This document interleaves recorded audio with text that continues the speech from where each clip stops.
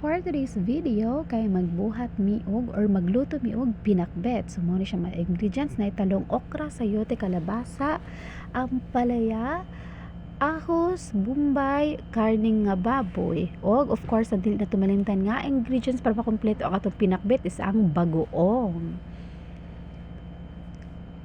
Ayan. So first, gigisa na ko una ang taba sa baboy para mapakupsan ni siya. Para dili kayo siya bidli ining kaon nato. So dapat pakupsan nato kung naitaba ang yung isubak unahon jud dapat nato ang taba sa baboy. Ayan. So ukay-ukay lang hantod sa hulaton nato nga makupos siya ug mupula na ang taba sa karni nga baboy. Ayan, ukay-ukay lang. Ikaduha, pag makupos na siya, i-add na nato ang ahos ug ang bombay. So since nagduha-duha ta do kung unsa jud ba dapat para dili maglalis, kung unsa jud ba dapat ang mauna, ang ahos ba o ang bombay, so kita isabay na nato ning duha. Maura magyapon mag-uban magyapon na sila sa karahay. So ayan, so mix lang.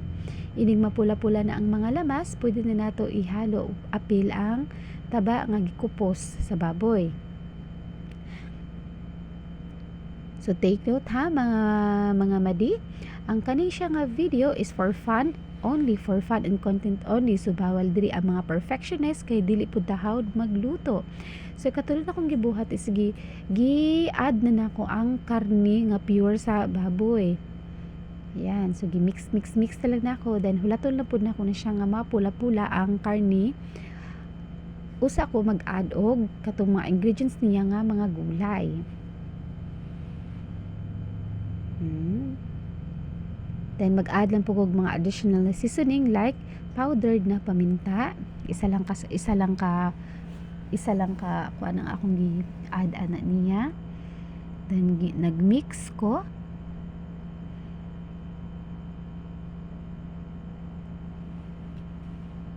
Yan.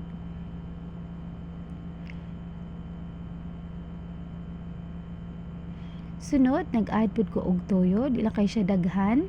Wala ko nag-aasin ani mga madi kay tungod magbutang ta og bagoong taud-taud. So ang bagoong is parat naman siya, so kung ano pa ta asin pa ta, grabe na niya kaparat.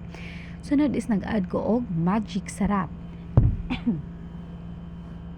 Then mix lang.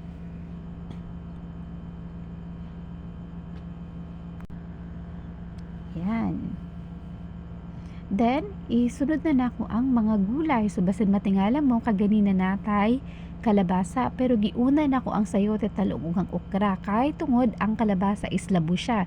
So, kung unahon na to ang kalabasa, na possibility nga una pa siya madugmok sa kaysa sa uban nga mga gulay. So, giuna nako ang kaning sayote, talong ug okra. So, take note mga madi ha, first time na ko na voice cover, so medyo dili pa ko hanas. Nagtry lang ko kung unsay resulta. First time po na ako ni siya nga vlog.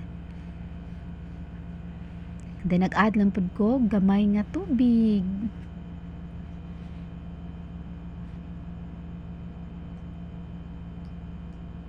Taud-taud takluban mo siya. After pila ka minutes, i-check na ko siya kung humok na ba ang mga gulay. Ayan, so gi-add na nako since sumok na ang mga gulay, medyo humuk-humok na siya, gi-add na nako ang kalabasa. Hulaton na pud nako ni siya nga mahumok-humok, takloban nato ni siya mga balik mga madi, hulaton nato siya nga mahumok-humok. Adi sir ta mag-add og katong last na ampalaya ug bagoong. So mix lang nimo siya para makuan ang iyahang lasa.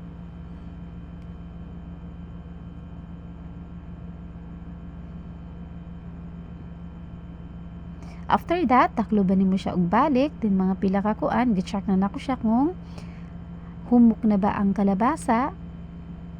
Ayan, so check na to no kung humok na ba siya.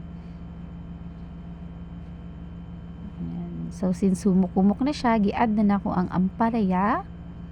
Nga gihumol na to na siya sa asin para dili siya pait pagkahuman. Then mix.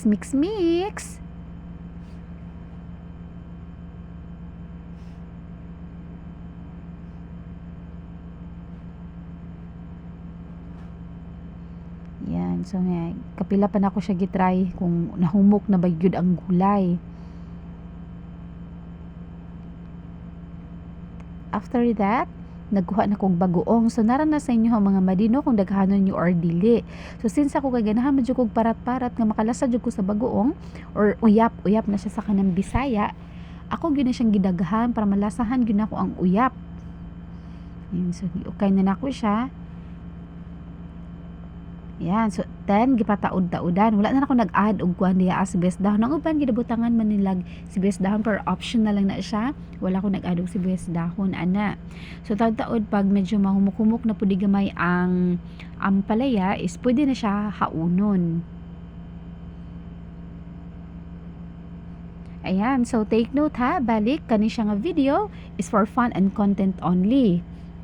So, bawal ang perfectionist. So, tadan! Luto na ang atong pinakbet, parisan og kanon. Tara, kaon ta!